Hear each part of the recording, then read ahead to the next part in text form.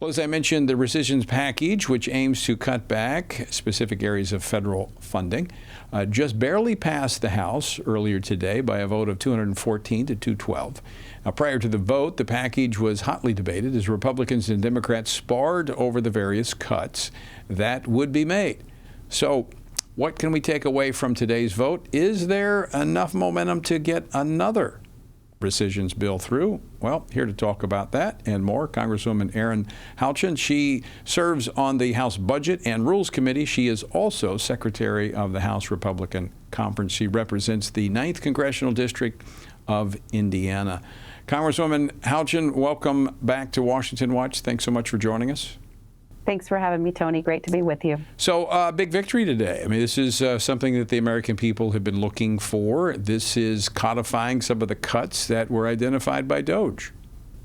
Yeah, it's incredible, Tony. Every time the media counts us out, says something can't be done, we prove them wrong. We did it again today when we passed this first of what we hope to be many rescissions packages across the House floor. Speaker Johnson's leadership continues to surpass expectations and getting the job done. A couple of things in this rescissions package that are of note. The American people do want to rid waste, fraud, and abuse. It's exactly what Elon Musk and his DOJ team found in the wastefulness of USAID, of NPR and PBS. I noted that you mentioned that you do not receive any public funds. NPR and PBS, as we know, have received federal funds. I did a quick analysis in the Rules Committee just a few nights ago of the coverage of stories, whether they were positive or negative for Donald Trump or Joe Biden. Overwhelmingly positive for Joe Biden, of course, overwhelmingly negative for Donald Trump. Those are your federal tax dollars going to a quote unquote news source that is explicitly biased. Not to mention all of the terrible things, as we heard Brian Mast, the chairman of Foreign Affairs, talk about happening with USAID funds for funding drag shows and DEI and other woke ideology projects, not just overseas, but in the United States. Yeah, those are the most egregious to me. That was $8.3 billion of this package. So the lion's share was USAID funding. This is supposed to be funds that help advance America's priorities abroad and help countries. I mean, it's hard to wrap your mind around how promoting drag shows and the LGBTQ agenda and even abortion in some cases, how that is advancing American values. Well, it's not advancing American values. It's advancing far left values.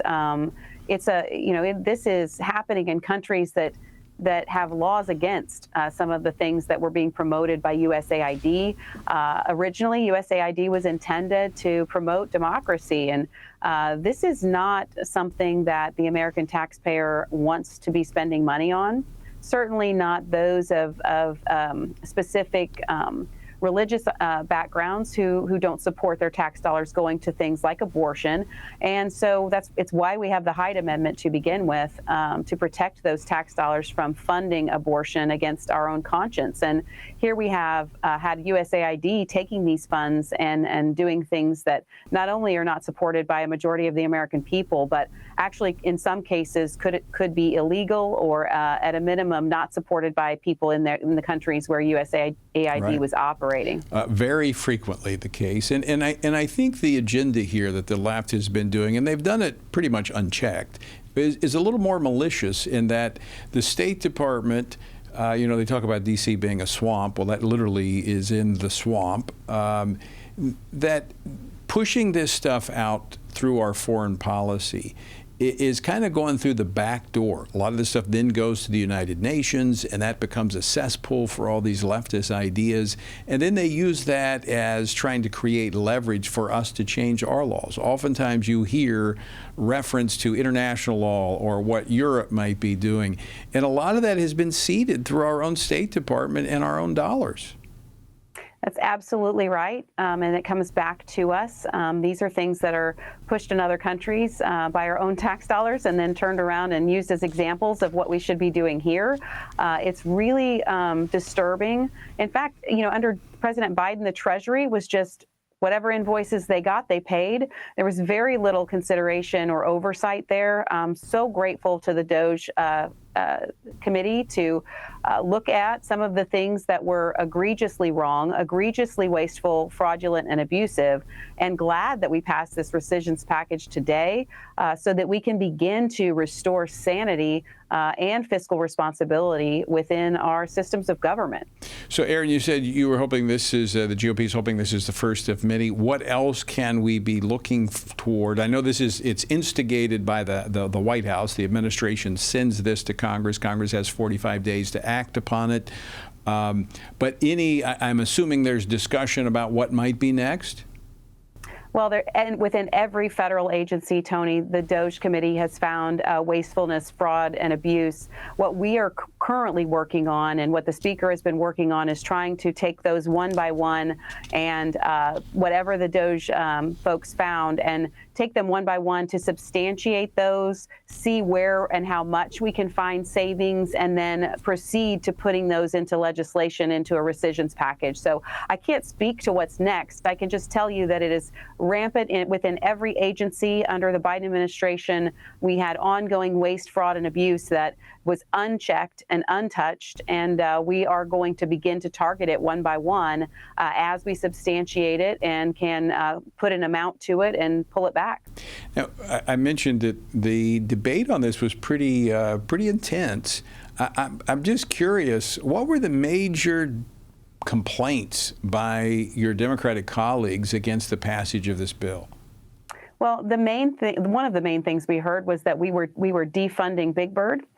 When Sesame Street is now operated under, I believe, the HBO family, and so it's not really part of public television. There are many ways to get free educational programs now that maybe weren't available before. So the fact that we are cutting some funding for PBS and cutting some funding for NPR, those were big points of contention. But NPR, make no mistake, is a political arm of the Democrat Party funded by your tax dollars. So for me, it was a no-brainer to fund to vote on this rescissions bill, which takes away that funding for people for this news platform that deliberately writes stories that are anti-conservative, anti-Republican, and pro-progressive, pro-Democrat.